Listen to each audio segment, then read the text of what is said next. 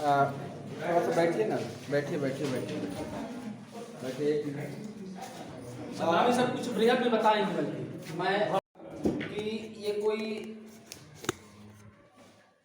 घर का, व्यक्तिगत, किसी के क्षेत्र का, किसी के समुदाय का कार्यक्रम नहीं है। ये ना मानिएगा कि ये केवल कॉलेज तक सीमित है। हो सकता है आपका सरपंच भी आपके घर गया हो झंडा लगाने, हो सकता है जो जहाँ आपके कर्मचारी हैं, जहाँ आप जॉब कर रहे हैं, वो भी पहुंचे होंगे। और हर एक विभाग का, केवल हमारा कॉलेज स्कूल वक्त नहीं है, सभी विभागों में चल रहा है। तो इसके आने का उद्देश्य क्या है हम सब जानते हैं। मैं उन्हीं बातों को दोहरा रहा हूँ जो पहले मैं कुछ दिन पहले बोला हूँ कि कहीं ना कहीं हमारे तिरंगे झंडे को आंतरिक रूप से ठेस पहुंचने लगी थी। हम लोग इतने स्वार्थी हो गए कि उन चीजों को भुला दिए जिनसे हम आज दिन रात स्वतंत्र रूप से घूमते हैं। हम छोटा सा एक अपना काम करके, स्वयं का बखान करके, अपने जाति, धर्म, समुदाय, क्षेत्र, संगठन, समिति का झंडा की सर्वोपरि मान कर दिए थे। हो सकता है एक चीज छूट गया हो कि जो संस्कार है, संस्कृति है, उसी के अंतर्गत आता है जो अपनी अपनी मान्यताओं का है, धर्म ग्रंथ अलग अलग।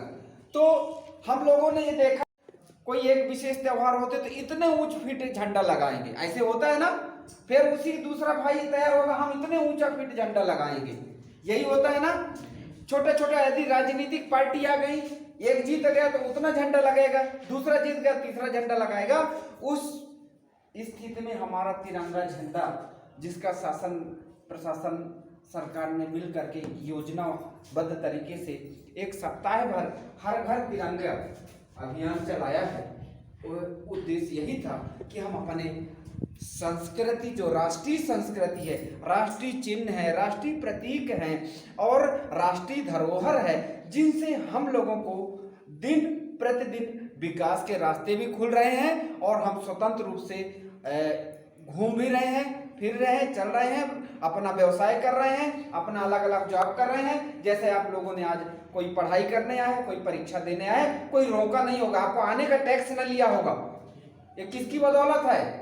तिरंगे झंडे की बदौलत है। नहीं तो आप लोग खुद देखते हैं कि यदि दूसरे देश से यहाँ तक आना पड़े तो क्या क्या समस्याएं होती हैं। लेकिन देश के अंदर यदि एक आपके पास तिरंगा का ही एक राष्ट्रीय झंडा है जो हम सब लोगों को एक करता है, बाकायदा किसी संगठन को एक करेगा, किसी समुदाय को एक करेगा, किसी पार्टी को एक करेगा, लेकिन एक झंडा सभी समुदाय, सभी जाति, सभी धर्म और सभी क्षेत्र को एक कर रहा है। इसलिए हम आप सब लोगों से आग्रह कर रहे हैं कि इस तिरंगे झंडे को केवल हमारे इस साप्ताहिक कार्यक्रम में ही नहीं, हमेशा के लिए, हमेशा के लिए सर्वोपरि रखें इसको। और जहां भी लगे तो इससे ऊपर कोई झंडा ना हो, इससे ऊपर कोई झंडा ना हो। ऐसा जुनून होना चाहिए, ऐसा अंदर से आपके मन में इच्छा होनी चाहिए कि हम सबसे पहले सर्वोपरि हमारा तिरंगा है, ठीक है ना। और हाँ, इसके कुछ लगाने के तरीके होते हैं, नियम होते हैं। जो तिरंगा झंडा है तो बीच में यदि चक्र न रहे तो तिरंगा झंडा नहीं कहलाता है। सीधा फहराना है, उसका जो केसरिया रंग है ऊपर होना चाहिए, बीच में सफेद रंग होना चाहिए और नीचे कौन सा रंग होना चाहिए? हरा, प्रकृति का प्रतीक है तो ये रंग होना चाहिए और हर घर में होना चाहिए। ऐसा भी नहीं कि काका के यहाँ लग गया तो हमारे यहाँ कंप्लीट हो गया, है ना।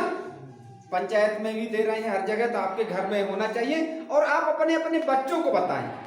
ये ऐसा नहीं कि हम आपको बता दिए, कॉलेज में, स्कूल में आप बच्चे सीख गए तो बस हो गया, लगा लिए, कि कोई वो वाला नहीं है कि निर्वहन कार्यक्रम नहीं कि जैसे बच्चे की शादी करना था बस हो गया है, बिल्कुल निश्चिंत हो गए। नहीं, ये आगे आने वाली सभी पीढ़ियों तक ये तिरंगे की पहचान होनी चाहिए। ये शहादत और से लेकर के हमारे विकास तक का यह प्रतीक है, चिन्ह है।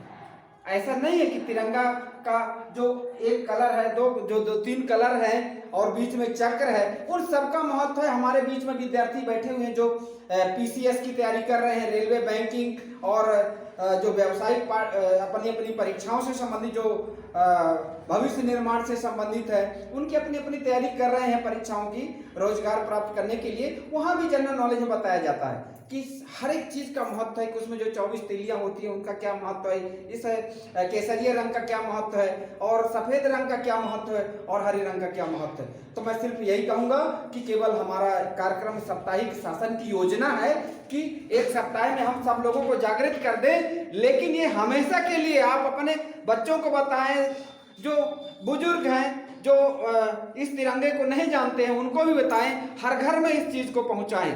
तिरंगा हमारा सर्वोपरि है और रहा भी है और रहेगा ही। इसी छोटे शब्दों में अपना वाणी को विराम देता हूं। जय हिंद, जय भारत।